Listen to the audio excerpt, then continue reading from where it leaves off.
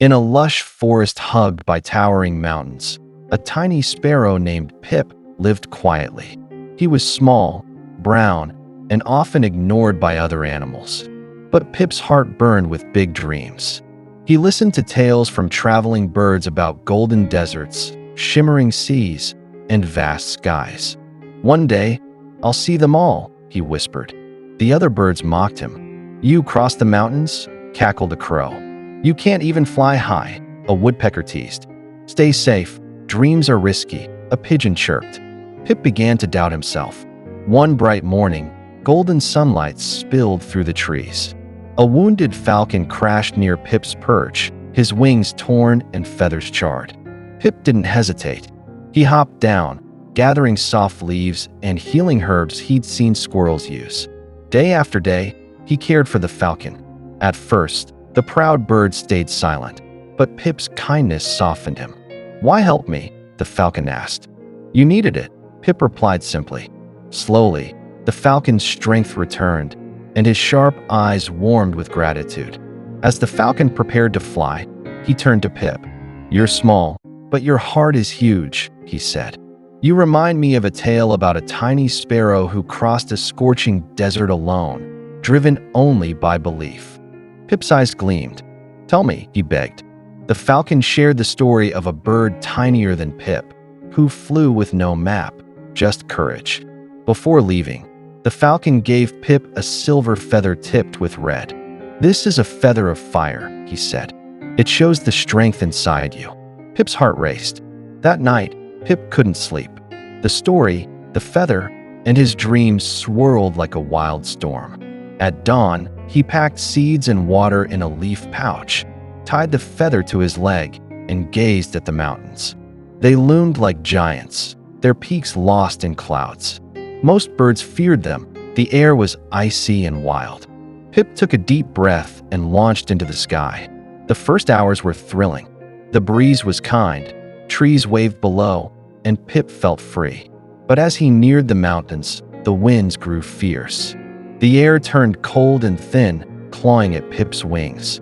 He flapped harder, climbing higher, but doubts crept in. "You're too small," they whispered. "Go back." A brutal gust hit, spinning Pip through the sky. His pouch ripped, seeds scattered, and he crashed onto a rocky ledge, shaking. "Maybe they're right," he sobbed. "Maybe dreams are dangerous."